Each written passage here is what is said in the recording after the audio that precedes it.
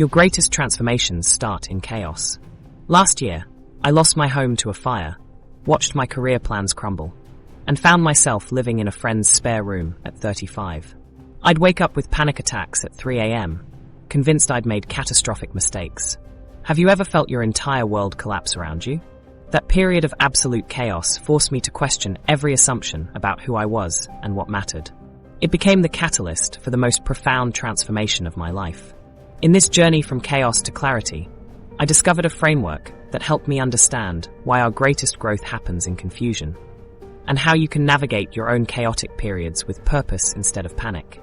The comfortable illusion: why we resist necessary chaos. What if the stability you're desperately clinging to is actually preventing your evolution? Most of us have been taught that chaos is the enemy of progress. We've learned to seek control, create 5-year plans, and organize our lives into neat little boxes. We're rewarded for predictability and punished for disruption. But what if this entire framework is backward? What if the chaos you've been avoiding is actually the doorway to your greatest transformation? Our brains evolved during a time when uncertainty could mean death. For our ancestors, an unexpected rustle in the bushes might signal a predator. Those who responded with immediate caution, treating the unknown as a threat, survived long enough to pass on their genes. We carry this ancient programming in our neural circuitry. Our brains evolved to keep us alive by maintaining homeostasis, a stable internal environment despite external changes. This survival mechanism creates our profound desire for patterns, consistency, and predictability. We feel comfortable when we can anticipate what comes next. We create routines, rituals, and rules to make the world feel manageable. Structure helps us function in complex societies. Yet here's the paradox. The very instinct designed to protect us often traps us in stagnant patterns that prevent our growth. Think about the last time you faced a major life disruption. Perhaps a relationship ending, losing a job, or moving to a new city. Your first response was likely anxiety, fear, or resistance. Your amygdala, the brain's threat detection center, activated, flooding your system with stress hormones. Your prefrontal cortex, responsible for rational thinking, temporarily took a back seat to these primitive survival responses. Your brain doesn't distinguish between helpful disruption and harmful threat. It registers pattern violation and responds accordingly. This biological response helps explain why we resist necessary changes, even when that disruption could benefit us in the long run. The brain's default mode network, DMN, further reinforces this resistance. Acting as your internal narrative editor, this neural network activates during daydreaming or self-reflection, constructing the story you tell about who you are. When chaos threatens this narrative, the DMN works to preserve your existing self-concept, even when that concept has become limiting. Consider Maria, who remained in a soul-crushing corporate job for 15 years despite her passionate desire to start a business. Whenever change appeared, her brain interpreted uncertainty as danger. Her DMN reinforced her identity as a responsible provider who couldn't risk instability. The potential chaos of entrepreneurship felt so threatening that she chose comfortable limitation over productive disruption. Similarly, James stayed in a loveless marriage for decades because the prospect of being alone triggered intense fear that his brain classified as dangerous. His DMN maintained a narrative where he was committed, rather than facing the harder truth that he was simply afraid. The chaos of separation seemed more threatening than the slow death of his spirit in an expired relationship. These patterns mirror what Joseph Campbell called the ordinary world stage of the hero's journey, the comfortable starting point where the protagonist lives in familiar limitation. The hero resists the call to adventure because it threatens their stable reality. Luke Skywalker initially refuses to leave Tatooine. Bilbo Baggins is horrified at leaving the Shire. Their resistance isn't weakness. It's a natural response to the threat of chaos. But remaining in the ordinary world comes at a devastating cost. The price of avoiding necessary disruption isn't merely stagnation. It's the slow suffocation of your potential. Every time you choose comfortable limitation over necessary chaos, you're trading your evolution for the illusion of safety. When you avoid necessary growth, your brain's neuroplasticity diminishes in predictable environments. Your stress resilience decreases because you're not practicing adaptation. Your creative problem-solving atrophies without novel challenges. The systems designed for evolution deteriorate without appropriate stimulation. This doesn't mean seeking harmful chaos. There's a profound difference between destructive disorder and productive disruption. Transformative chaos has purpose and direction, even when that purpose isn't immediately apparent. Consider forest ecosystems. For decades, management focused on preventing all fires. This approach created forests choked with underbrush and susceptible to catastrophic megafires. Ecologists discovered that periodic smaller fires were essential, clearing underbrush, returning nutrients to soil, and allowing certain seeds to germinate. By preventing all fires, we weren't protecting forests. We were preventing their natural renewal cycle. Your life follows similar patterns. When you prevent all disruption, you're not protecting your growth, you're preventing it. You're creating conditions for eventual catastrophic breakdown rather than embracing the periodic, manageable chaos that allows renewal and evolution. The path forward isn't about overriding these instincts entirely. They're too deeply embedded in our neurology. Instead, it's about developing a new relationship with chaos. It's about recognizing that the discomfort you feel in the face of disruption might be growing pains rather than warning signs. But how do you distinguish between helpful and harmful chaos? And what specific practices can help you develop this new relationship with uncertainty? This is where we need to examine the difference between chaos and complexity. The biology of transformation, your brain on chaos. Beyond the fear and discomfort lies a neurological miracle happening right inside your skull. While you're struggling with uncertainty, your brain is literally reshaping itself in ways that comfortable periods never trigger. This transformation is invisible to you because you're experiencing it from the inside. It's as if your brain is simultaneously maintaining function while completely rewiring its architecture. An extraordinary biological feat that only occurs during periods of confusion and chaos.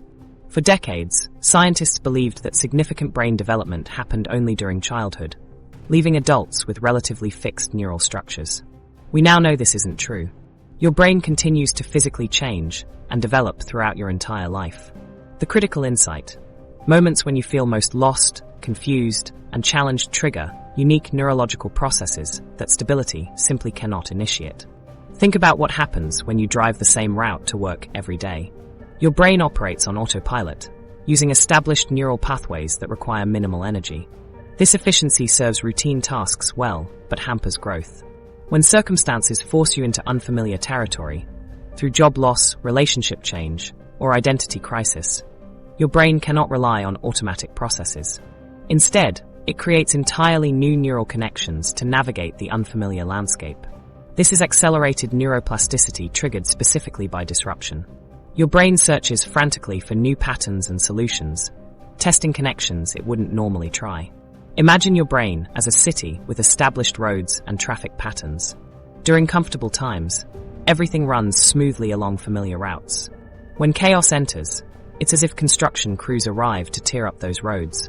Traffic slows, detours appear, and navigation becomes challenging. The disruption feels terrible in the moment, but creates the possibility for wider roads, more efficient pathways, and entirely new destinations that weren't available before. What's truly fascinating is how your brain performs this neural engineering during chaotic periods. It maintains necessary functions while reorganizing itself, like replacing a car's engine while driving down the highway. Your brain isn't malfunctioning. It's maintaining critical operations while building better ones. Research shows that appropriate doses of stress trigger growth hormones and create stronger neural connections than those formed during comfort.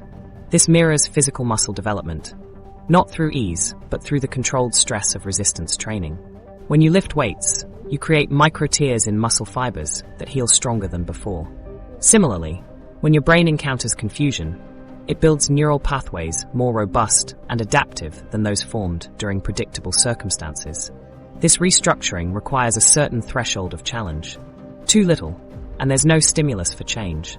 Too much, and you become overwhelmed, shutting down learning entirely. But in that sweet spot of productive confusion, where you're challenged but not broken, your brain performs its most impressive transformations. Consider problem solving. Initially, you might feel frustrated as your usual thinking patterns fail. This frustration signals your brain abandoning automatic processing. As you struggle, neurons form new connections, testing unusual pathways towards solutions. This explains why breakthrough insights often follow periods of intense confusion. Your brain has built entirely new neural architecture. Neuroscience confirms the brain's capacity for transformation heightens during disruption. When everything makes sense, your brain operates efficiently but evolves minimally. When existing mental models fail to explain your experiences, your brain begins profound rewiring. The momentary confusion you feel is the sensation of creating new connections that will form more sophisticated understanding. This biological reality explains why significant personal growth often follows periods of crisis. The business world has embraced this approach too. Companies now create appropriate levels of challenge that foster innovation, discovering that focusing on one challenging task at a time leads to greater progression in development. This neural rewiring process remains invisible while happening. You can't feel new pathways forming, only the confusion, discomfort, and uncertainty accompanying the process. Only after new connections establish do you suddenly find yourself thinking in previously impossible ways. This is why transformation feels mysterious. You can't directly observe the most important changes as they occur. Without these chaotic periods, certain types of neural development cannot take place. Your brain requires the stimulus of confusion to activate its most profound growth mechanisms. Avoiding chaos prevents essential development that only occurs during disruption. The brain you have now cannot evolve into its next form without passing through the challenging middle phase of rewiring. So during periods of confusion, your brain abandons automatic processing and creates entirely new connections, physically restructuring itself. Your neurons form novel linkages, test unusual combinations, and establish pathways that bypass old limitations. This isn't merely adapting your existing neural framework, it's building an upgraded version that incorporates new possibilities. The caterpillar's dissolution, nature's blueprint for transformation. That neurological restructuring happening in your brain mirrors one of nature's most misunderstood transformations. What happens inside a chrysalis isn't what most of us imagine. A caterpillar slowly growing wings while maintaining its original form. The reality is far more radical and reveals why your periods of greatest confusion actually contain your greatest potential for transformation. Most of us carry this comforting mental image of metamorphosis. A caterpillar curled up, gradually sprouting wings while remaining essentially itself. It's a convenient metaphor that allows us to believe transformation can happen gently, predictably, with our core identity intact throughout the process. But this common understanding completely misses the extraordinary truth of what actually happens in that mysterious cocoon.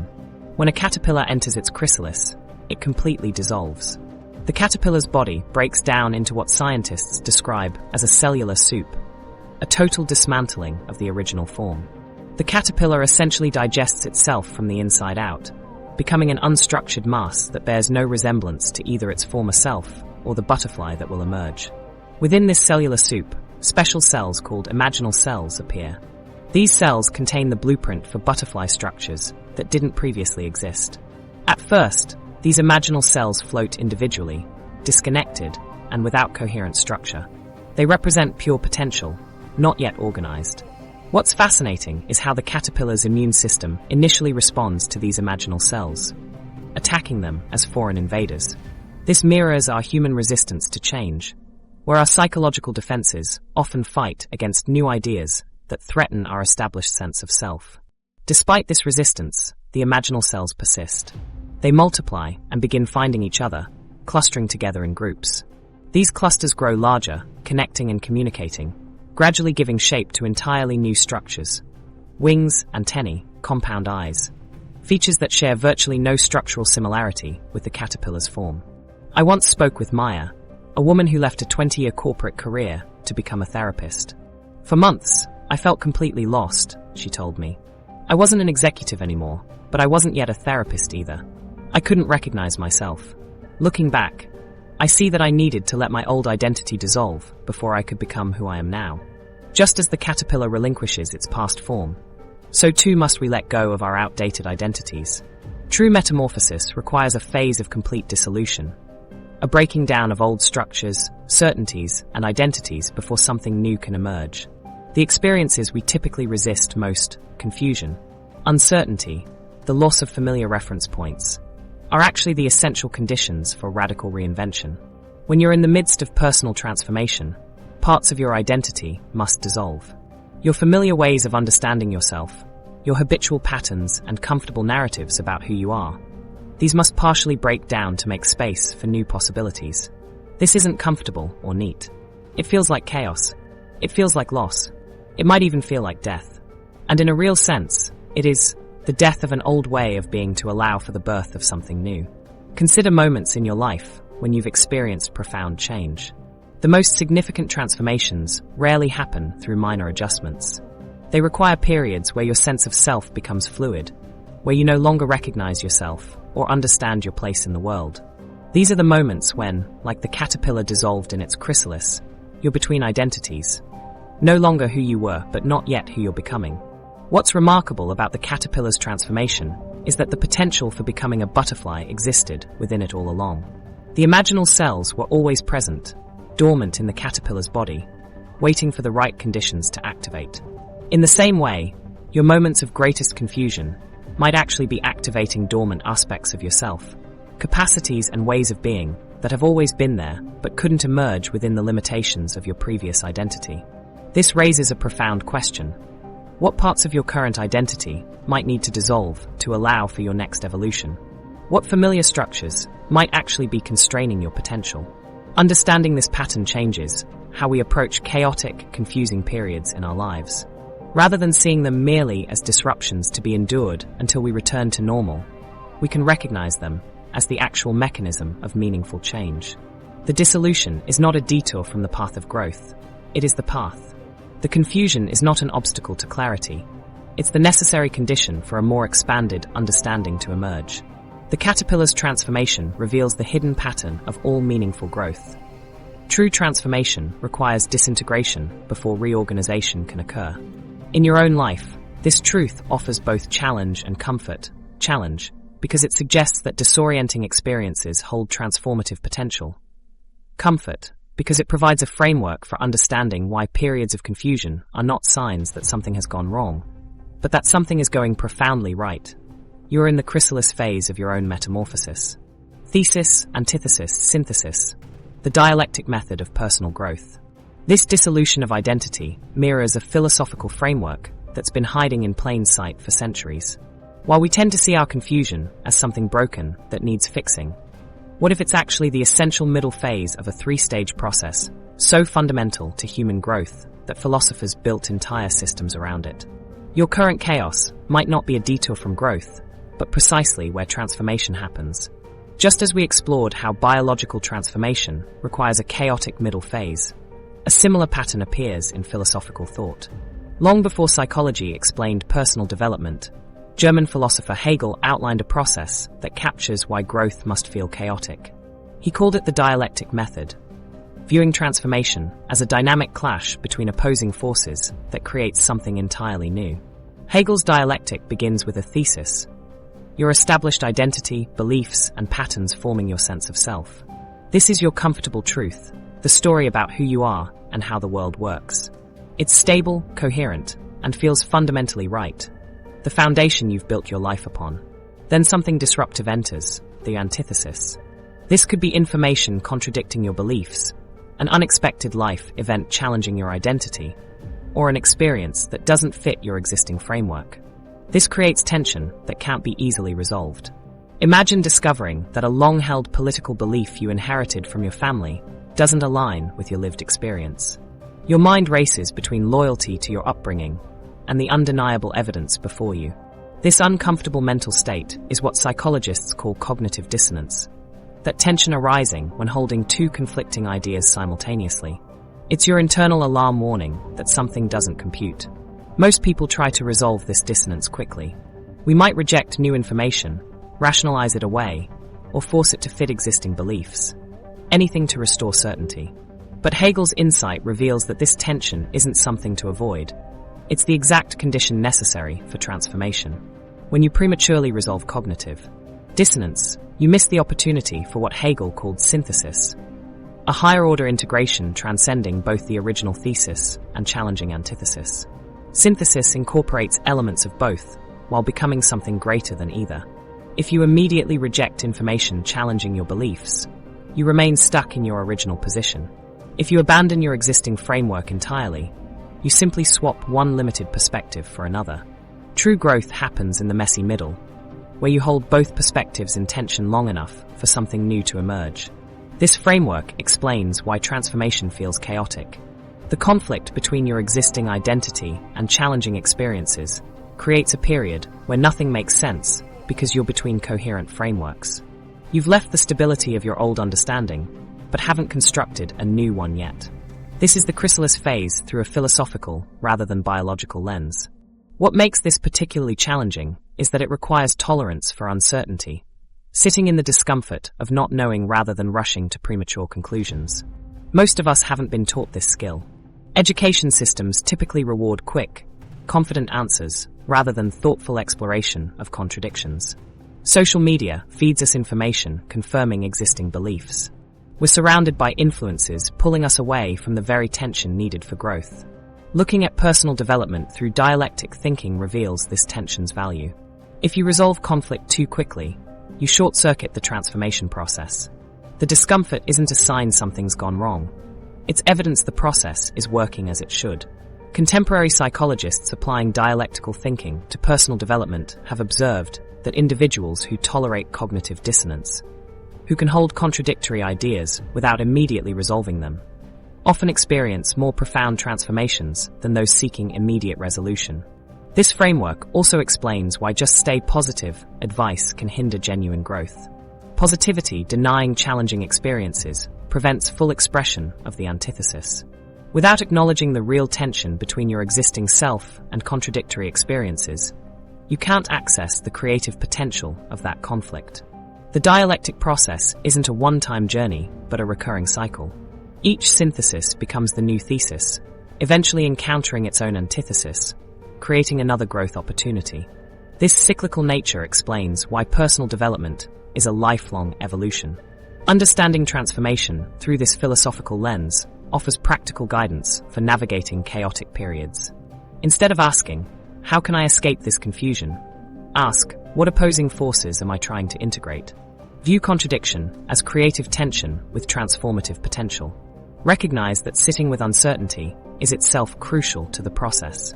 When you encounter ideas challenging your core beliefs, try viewing them as catalysts for expansion rather than threats. The discomfort isn't punishment but information, a signal you're encountering productive friction preceding growth. The comfort zone paradox, when stability becomes stagnation. Cognitive flexibility helps us navigate transformation, but there's a silent danger lurking in its opposite. The comfort zone that promises safety while secretly eroding your abilities with each passing day. Most of us instinctively gravitate toward familiar environments. We seek out the predictable, the known, the situations where we can anticipate what happens next. This pull toward comfort is deeply embedded in our psychology. After all, predictability has historically meant safety from predators, starvation, and the countless threats our ancestors faced. Your comfort zone feels like a sanctuary, a place where anxiety subsides and challenges disappear.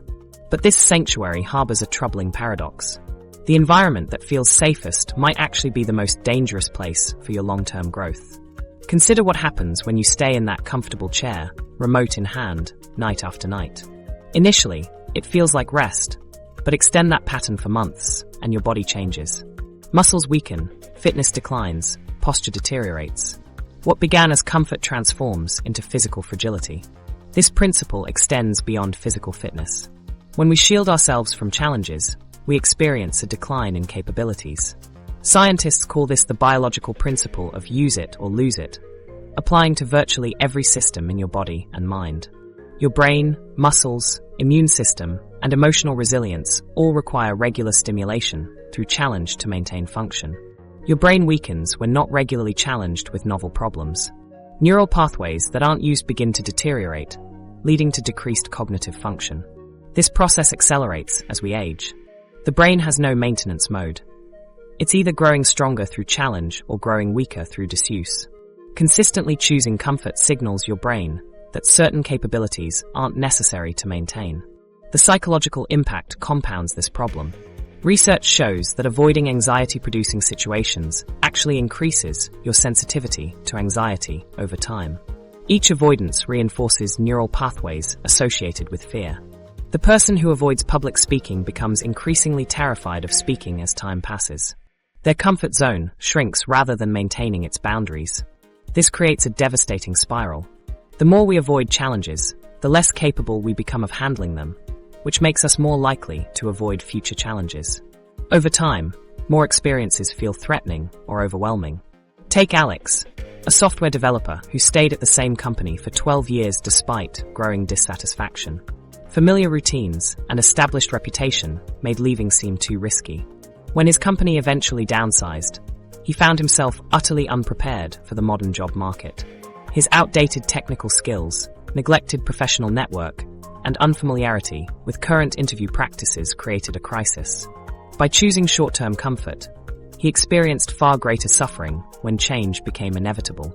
Rebecca remained in an emotionally barren relationship because dating again in her 40s seemed overwhelming. When her partner ended things, she found herself not only heartbroken but lacking the resilience and social skills needed to rebuild. The very pain she tried to avoid became magnified when change was forced upon her. These patterns appear throughout mythology, most notably in what Joseph Campbell identified as the refusal of the call stage in the hero's journey. The protagonist initially resists adventure, clinging to the familiar world despite its limitations. This refusal doesn't prevent the journey. It only delays it, often making challenges more difficult when they can no longer be avoided. The hero faces the challenge later, with less preparation and under worse circumstances. This pattern feels rational in the moment. Avoiding discomfort seems like self-care. Staying in familiar territory appears prudent. But life inevitably brings challenges, whether we prepare for them or not. The question is whether we'll face difficulty on our terms, with capabilities developed through voluntary exposure to challenges, or face it unprepared when change becomes unavoidable. Resilience functions like an immune system for life's difficulties. An immune system that never encounters germs becomes weak and reactive. Similarly, a person who never voluntarily faces challenges develops psychological fragility, responding to minor stresses with disproportionate distress. The comfort zone creates vulnerability rather than safety. The damage happens invisibly. No warning light flashes when your resilience begins to atrophy. The comfort zone doesn't announce that it's diminishing your capacity to handle life's inevitable difficulties. This deterioration happens beneath awareness, only becoming evident when you suddenly need capabilities you've allowed to weaken. This doesn't mean seeking unnecessary suffering or constant chaos. Rather, intentionally engaging with appropriate challenges, difficult enough to stimulate growth but not overwhelming, is essential for maintaining your capabilities. The discomfort of growth ultimately causes less pain than the suffering that comes from avoidance and regression. Transformation requires stepping beyond comfort. By recognizing the paradox of the comfort zone, you can choose strategic discomfort that builds resilience rather than the devastating discomfort that comes when change finds you unprepared. The invisibility of transformation. Why you can't see your own evolution. The discomfort of growth may be necessary, but have you ever noticed how impossible it is to witness your own transformation while it's happening? There's a maddening paradox at work in your brain during periods of profound change. One that explains why you can feel stuck even when you're evolving at remarkable speed. Picture this. You're living in a house undergoing secret renovations. You've been working diligently on personal growth for months. Therapy, meditation, challenging yourself in new ways. Yet when you look around, everything appears unchanged. It feels like treading water in an endless ocean, exerting enormous effort but going nowhere. This can be profoundly disorienting, making you question whether any meaningful change is occurring at all. Sarah, a writer who struggled with creative blocks for years, described her experience. For 18 months, I felt like I was getting nowhere with my novel. I kept showing up at the page feeling like I was producing garbage. Then one morning, I sat down and something had shifted. The words flowed effortlessly. All those months of struggle were invisibly rewiring my creative process. What Sarah experienced reflects a fascinating neurological reality. Your brain is rebuilding itself from the inside out during transformation. Recent neuroscience reveals it's neurologically impossible to fully perceive your own evolution while it's happening. This isn't a failure of willpower or awareness. It's built into the very architecture of your brain. Think of your brain as a sprawling city with an intricate transportation system. During transformation, your neural networks are being reorganized. New highways under construction, while old routes are redirected or demolished. The problem is that these same networks are what you use to perceive yourself. You're trying to observe your transformation, using the very tools being rebuilt. It's like trying to map a city while the streets beneath your feet are being rerouted. The brain functions as both the observer and the observed during transformation. When you assess your progress, you're using neural frameworks that themselves are in flux. This creates a structural inability to witness your metamorphosis in real time. Your brain is rebuilding the ship while sailing it. This phenomenon explains why major personal breakthroughs often seem to happen suddenly. What makes this process elusive is emergence. When complex systems develop properties that cannot be predicted by examining their individual components, your transformation doesn't progress linearly. Instead, new capabilities emerge from countless small changes happening beneath conscious awareness, like a seed transforming underground before visible growth appears. Michael, a former addiction counselor who overcame substance abuse, noted, "For the first year of recovery, I felt worse, not better. My emotions were chaotic, my thinking cloudy. What I couldn't see was how my brain was rewiring itself. The breakthrough came when I wasn't looking for it. Suddenly I realized I'd developed an entirely new relationship with my emotions." This invisible transformation connects to what Campbell described as the ordeal stage of the hero's journey. That critical juncture where the hero feels lost and unable to see progress. In Star Wars, Luke Skywalker doesn't recognize his developing abilities during training with Yoda. He experiences only failure until suddenly, in crisis, his new capabilities emerge. This reflects how human transformation actually works. Key images and personal metaphors can become vital guides during these invisible transformations. As Jung discovered, the psyche is fundamentally composed of images, deep imaginative constructs connected to our innermost being. When traditional self-understanding breaks down during transformation, personal metaphors provide orientation, creating what researchers call a metaposition, a vantage point separate from immediate experience. Research in coaching studies shows participants who embodied different metaphors to represent their challenges gained significant insights. The process allowed them to develop rational reflexivity, detaching from overwhelming emotions to think more logically about life challenges. One participant explained, "When I embodied my challenge as a metaphor, I could suddenly see it from outside myself. It was no longer consuming me. I could observe it with compassion." This process releases what researchers term contractive energy, the negative, constrained feeling of being stuck. By moving through metaphorical representations from what they didn't want to what they desired, participants gained insights about themselves and their situations. This shift provides a compassionate promoter position, a perspective that relieves pressure and allows for greater understanding. The invisibility of transformation is an essential feature, not a flaw. If you could constantly monitor every aspect of your evolution, you'd likely interfere with the reorganization needed for profound change. Temporary blindness creates space for deeper rewiring without the conscious mind's tendency to micromanage. This explains why breakthroughs often happen when you stop forcing change and allow the process to unfold. One practical implication is developing evidence-based trust in transformation that continues even when visible progress seems absent. Recognizing that feeling lost or stuck might actually indicate significant rewiring occurring beneath the surface. The metaphors we choose for understanding this process dramatically shape how we navigate our transformations. Navigating the chaos, practical strategies for transformative periods. The metaphors we use to navigate chaos don't just influence our perception. They determine whether we'll simply survive transformation or actively thrive within it. While our instinct pushes us to eliminate confusion when it appears, neuroscience reveals a surprising truth. Those who flourish during transformation have developed navigation skills designed specifically for operating within chaos rather than merely escaping it. This distinction represents a fundamental shift in approach. Instead of viewing uncertainty as something to endure until stability returns, what if you could develop an internal compass that functions best precisely when everything feels most disorienting? Ever felt like life's a storm you're forced to navigate while everyone else seems to have clear skies? Being in chaos takes a tremendous toll. You're processing significant inner change while meeting external deadlines. You're implementing new habits while managing old responsibilities.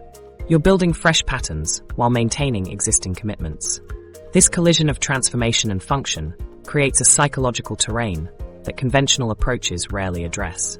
Radical acceptance forms the foundation of effective chaos navigation. This means acknowledging the reality of your situation without resistance or judgment. When you stop fighting against what is, you redirect that energy toward constructive adaptation. Think of it as the difference between swimming against a current versus recognizing its force and working with it. Like Sarah, a client who spent months resisting a career transition before accepting her situation.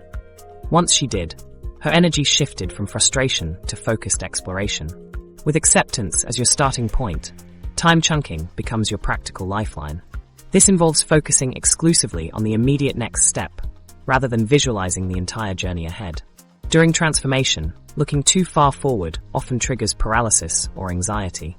By narrowing your focus to just the next few hours or minutes, you maintain momentum without becoming overwhelmed.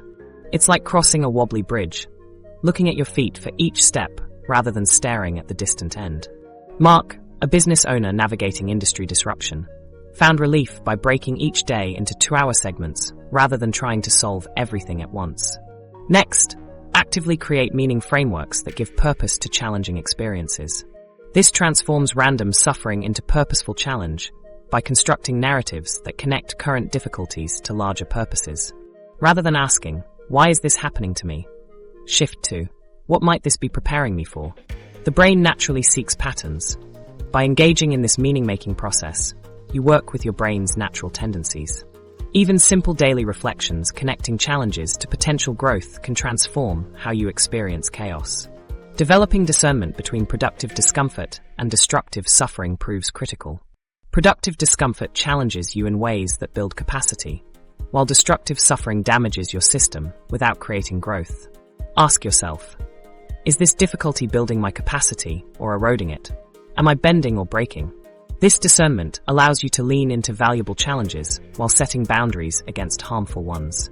Psychological anchors provide stability during transformation, identifying elements that remain consistent even as other aspects change. These might include core values, specific routines, meaningful relationships, or physical practices. By maintaining these reference points, you create psychological safety that makes everything else navigable. They function like fixed stars sailors used for centuries. They don't eliminate waves, but provide reliable orientation points. For many, a simple morning ritual or weekly conversation with a trusted friend becomes the stable reference that makes everything else manageable. Understanding the science of psychological multitasking explains why transformation feels so challenging. When processing big emotions while meeting deadlines, your brain performs an intricate feat of neural engineering. Research into continuous partial attention shows this state creates significant task-switching costs that drain mental resources. This explains the exhaustion accompanying transformation and highlights the importance of boundaries around your cognitive resources. In uncertainty, your brain equates it with danger, triggering anxiety. Counterintuitively, slowing down becomes key for finding clarity within chaos. This measured pace allows for precise navigation, conserving energy for intentional action rather than reactive flailing. The distinction between reacting and responding becomes crucial. The former automatic, the latter strategic. Perhaps most important during chaotic transitions is focusing attention on what remains within your control. When life feels unpredictable, directing energy toward areas where your actions create meaningful impact provides psychological relief and practical benefit. This might involve immediate relationships, community involvement, personal practices, or creative expression. By concentrating on these domains of influence, you counter feelings of helplessness that often accompany transformation. These navigation strategies don't eliminate chaos. They transform your relationship with it, allowing you to function powerfully within uncertainty rather than merely trying to escape it. This capacity becomes your most valuable asset during transformative periods, allowing you to navigate with purpose rather than simply endure. Chaos and creativity. How uncertainty fuels innovation. Creative expression isn't just a domain of influence during chaos. It's actually fueled by it. There's a neurological reason your brain becomes more innovative precisely when your familiar patterns collapse, and it challenges everything we assume about the perfect conditions for creativity. Throughout history, revolutionary breakthroughs have emerged during periods of profound disruption. We typically imagine creativity flourishing in perfect studios, quiet retreats, or well-funded laboratories. Yet reality tells a different story. Artists create masterpieces during personal turmoil. Scientists make breakthroughs when existing theories fall apart. Entrepreneurs build empires during economic downturns. This pattern stems from the architecture of our minds. Consider Picasso, who created his haunting masterpiece, Guernica, during the Spanish Civil War. Amid bombing raids and political upheaval, he channeled chaos into one of history's most powerful anti-war statements. The painting's fragmented forms and anguished figures directly reflect the fractured world around him. What happens in these moments of creative breakthrough? According to philosopher Mark Miller, our brain operates as a prediction machine. Every moment of conscious experience isn't direct perception, but a sophisticated simulation your brain constructs. This predictive processing model explains creativity's relationship with chaos. When life proceeds as expected, your brain runs on autopilot. It uses established neural shortcuts. You see what you expect. You think along familiar pathways. You create what you've created before. Efficient for routine tasks. Deadly for innovation. The brain prioritizes prediction over creativity. Chaos disrupts these predictions. Uncertainty rises. Autopilot disengages. Neural activity shifts from efficiency to exploration, searching frantically for new patterns and connections. This is why limitations often spark greater creativity than unlimited resources. Constraints force your mind to abandon well-worn paths. Artistic movements frequently emerge from societal upheaval. Dadaism from World War I. Jazz during racial struggle. The Renaissance following the Black Death. These movements demonstrate how collective uncertainty creates conditions for cultural reinvention. On an individual level, artificially introducing constraints enhances creative output. Writers with strict word limits produce powerful prose. Musicians with limited instruments develop distinctive styles. Entrepreneurs with minimal funding create innovative business models. Constraints introduce productive chaos that bypasses predictive shortcuts. This relationship reveals something profound about human adaptation. Life itself can be understood as a continuous process of creatively optimizing prediction as a survival strategy in a universe that inherently tends toward chaos. We are creative prediction machines, constantly refining our models of reality.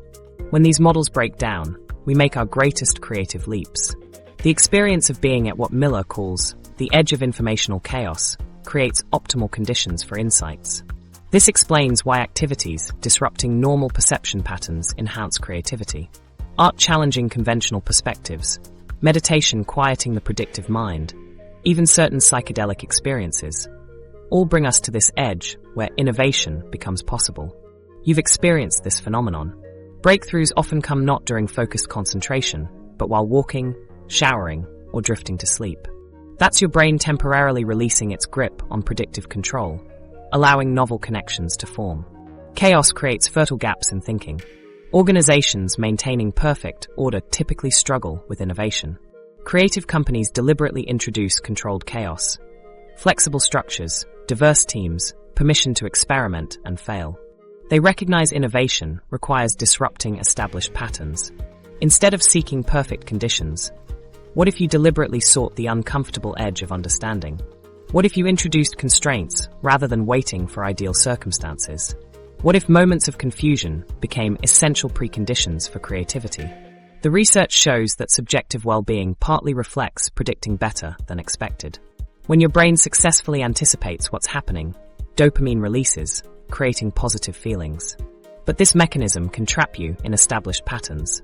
Sometimes creativity requires tolerating the discomfort of prediction failure. This perspective explains depression's challenges.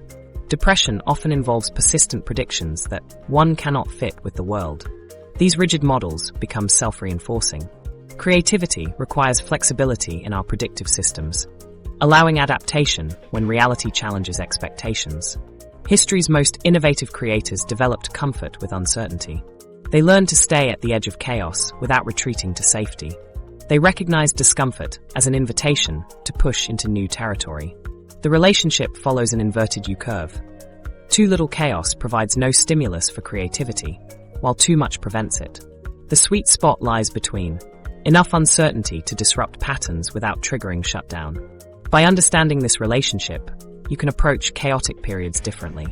Instead of eliminating uncertainty quickly, recognize it as an opening of creative possibility. Seek experiences that place you at the edge of understanding. Develop practices that help you tolerate the tension of not knowing. In times of personal transformation, creativity becomes a beacon. It transforms chaos from something to escape into the very fuel that propels you forward. Your creative breakthroughs during uncertainty don't just produce artifacts, the authentic self, finding your truth through chaos. The discomfort of uncertainty doesn't just fuel creativity, it reveals identity. Those moments when your usual strategies stop working aren't just opportunities for innovation, they're glimpses into your authentic core. What if the most genuine version of yourself is waiting on the other side of the very chaos you've been trying to avoid? Beneath the carefully constructed identity you present to the world lies something more fundamental. A self that remains hidden during stability and routine. This authentic self is deeper and often surprisingly unfamiliar. Our comfortable routines rarely challenge the adaptive personas we've developed to meet external expectations. Consider Elena's story. For decades, she identified as deeply conflict avoidant, building her entire self-concept around being the peacekeeper. When her marriage collapsed suddenly, thrusting her into painful conversations she couldn't avoid, everything changed. "I discovered I wasn't actually afraid of conflict," she told me. "I was afraid of abandonment, and avoiding conflict was my strategy for preventing it. When that strategy became impossible, I found I could stand my ground with surprising strength. That strength was always there, just buried under my adaptations." Think about it. How much of who you believe yourself to be is actually a collection of adaptations? The professional persona at work, the social role with friends, the identity constructed to meet family expectations. These aren't necessarily false, but they're incomplete reflections of your core self. They're masks developed through years of learning what brings acceptance and what causes rejection. During stable periods, these adaptations function so seamlessly that they become invisible. We mistake our adaptive strategies for our authentic selves.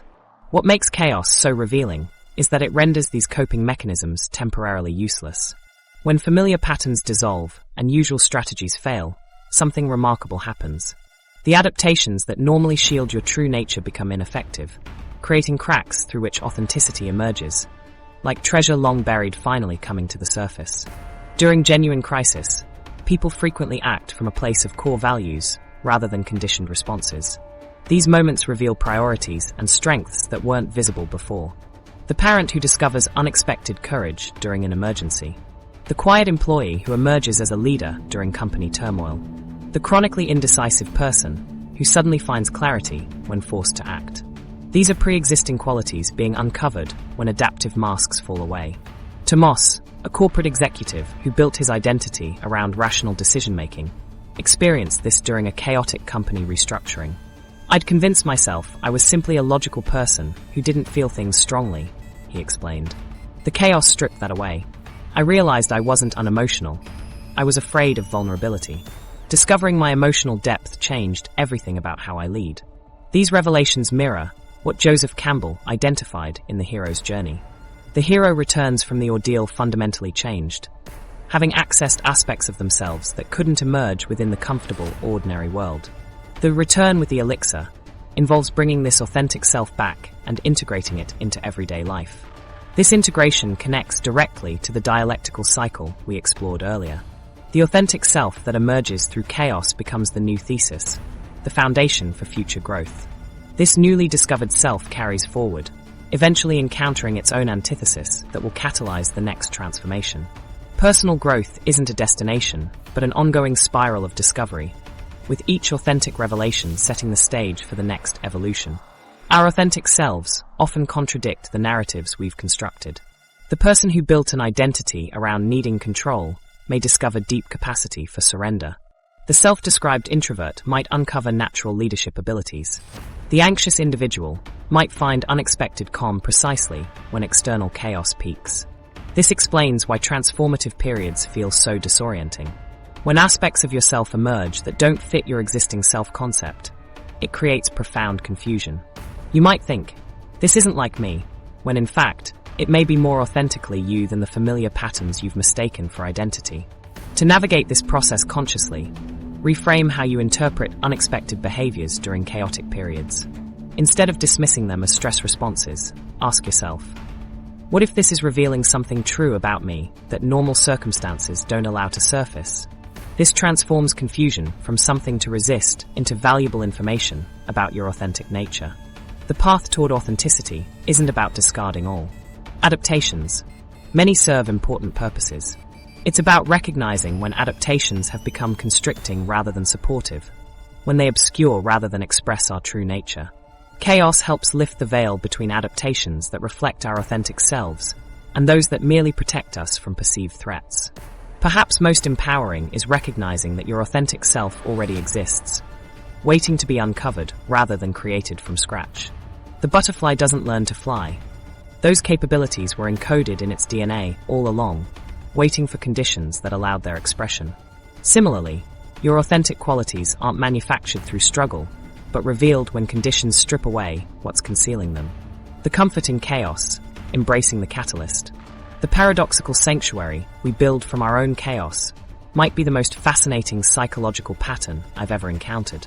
When we look beneath the surface of resistance to positive change, we find something unexpected. Not a love of suffering, but a strange comfort in the familiar, even when that familiarity is painful. This phenomenon, aptly called the comfort in chaos, explains why people sometimes actively resist the very transformations they claim to want. Think about it. Have you ever noticed yourself unconsciously creating problems when things get too peaceful? Or feeling oddly unsettled during periods of stability? The comfort in chaos phenomenon describes our paradoxical tendency to find security in distressing situations, even when those situations involve emotional turmoil or self-sabotage. We seek something more fundamental than happiness, security in what we know. This manifests throughout our lives in striking ways. Like Ovid's Daphne, who chose transformation into a laurel tree rather than facing an unknown future, we sometimes prefer our constraints to possibility. Some caterpillars, if they could think, might resist their metamorphosis, not because remaining a caterpillar is better, but because it's known. The familiar limitations of crawling might feel safer than the unknown realm of flight. This resistance stems from multiple psychological and social factors. Early life experiences establish our baseline comfort with chaos. If you grew up in an unpredictable environment, your brain literally wired itself to navigate uncertainty. The chaotic became normal, and stability became strange. Your neural pathways formed around surviving unpredictability, making turbulence feel like home. Media portrayals reinforce these patterns, often glorifying dramatic relationships as more authentic than stable ones. These influences create a complex web that reinforces our attachment to familiar patterns. Our identities become intertwined with our struggles. When you've defined yourself as the anxious one for years, recovery can trigger an identity crisis. I've worked with clients who, when improving in therapy, suddenly feel unmoored, as if healing means losing a fundamental part of themselves. The unconscious belief forms: if I'm no longer struggling with this issue, who am I? David, a freelance designer, maintained a chaotic work schedule for decades, constantly overcommitting and working through nights. When health concerns forced him to implement structure, he sabotaged his new systems within weeks. In therapy, he realized his chaos was his primary source of self-worth. The narrative of pulling off the impossible had become central to his identity. Without it, he felt ordinary, despite his improved well-being. Layla, who grew up with an alcoholic parent, repeatedly chose emotionally unavailable partners. When she finally dated someone reliable, she experienced inexplicable anxiety. Stability felt more threatening than volatility, because she had sophisticated coping mechanisms for chaos, but none for consistency. This pattern repeats across countless contexts: careers, relationships, health habits, and spiritual practices.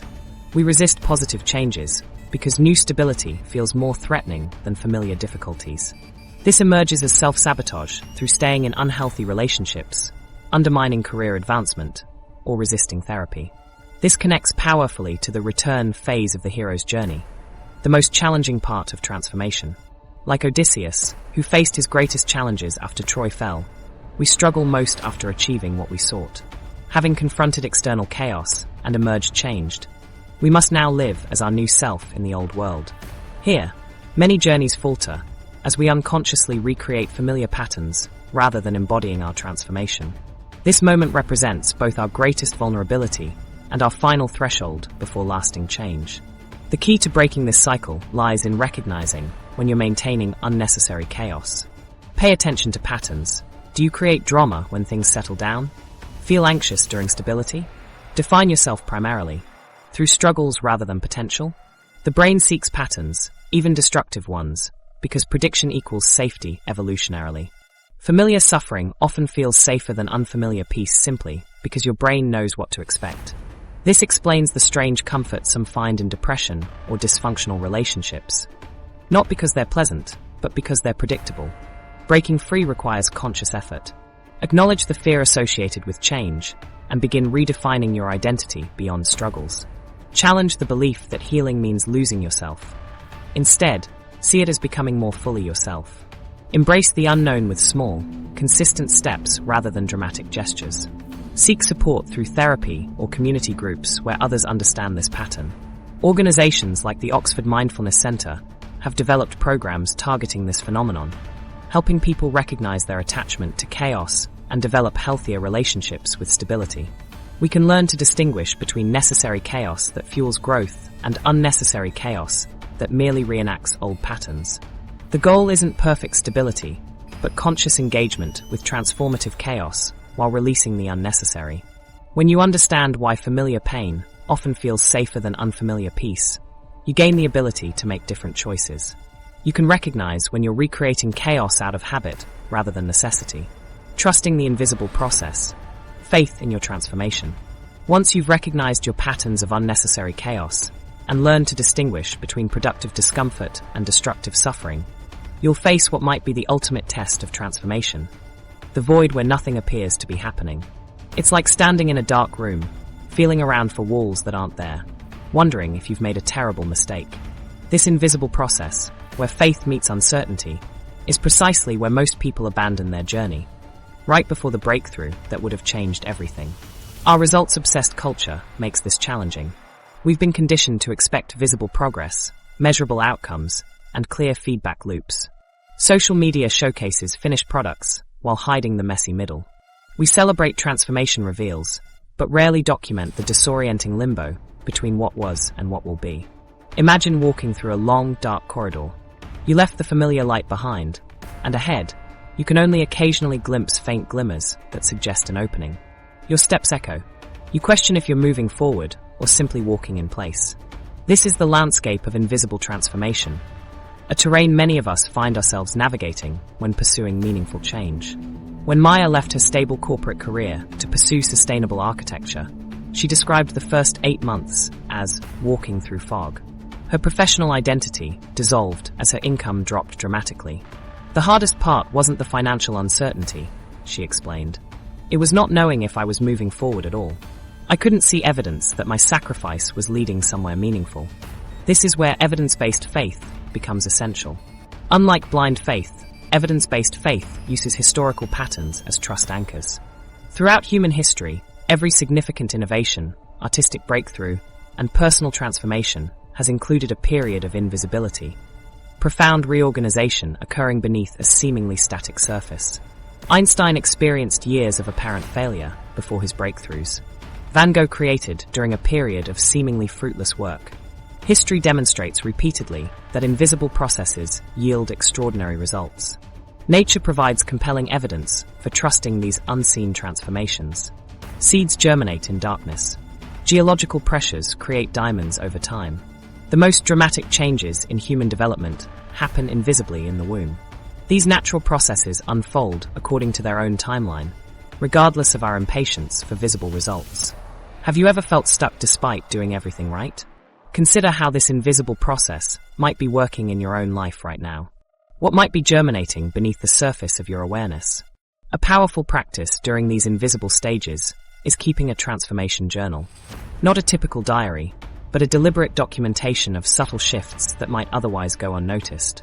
When Carlos was recovering from addiction, his counselor suggested he write down 3 observations daily about how he was experiencing the world differently. After 3 months, I read back through my entries and was shocked. I could see a clear evolution in my thinking, emotional responses, and relationships that I had completely missed while living it day to day. This journal becomes a mirror reflecting changes you're too close to see. It creates a tangible record of the invisible process, bridging the gap between faith and evidence by documenting what's happening beneath the surface. During transformation, You simultaneously exist as who you were and who you're becoming. This contradictory state creates profound dissonance. The temptation is to resolve this tension prematurely by either abandoning the change or forcing a false completion. True synthesis requires the willingness to remain in that tension, trusting that new understanding will emerge. Writer Elizabeth Gilbert describes this as the flight of the trapeze artist. That moment of terrifying suspension between letting go of one bar and catching the next. There is no shortcut through this void. Community plays a crucial role in validating this invisible process. When Elena was transitioning careers, she joined a group of professionals in similar transitions. They could see changes in me that I couldn't recognize in myself, she explained. When I felt completely lost, they would point out how my language had shifted or how my presence had changed. Mentors who have navigated similar transformations provide another form of validation. They recognize the landmarks you might miss and reassure you that disorientation is necessary. They witness your journey, reflecting back changes you're too close to see. Research suggests that our expectation of change influences the neural pathways forming during reorganization. Those who maintain trust in the process often experience more profound transformation than those who doubt throughout. Marcus, recovering from a career-ending athletic injury, described how his rehabilitation plateaued for months. All measurable markers stopped improving. The turning point came when I accepted that healing was happening at a cellular level I couldn't perceive. When I stopped needing proof and trusted the process, I started seeing progress again.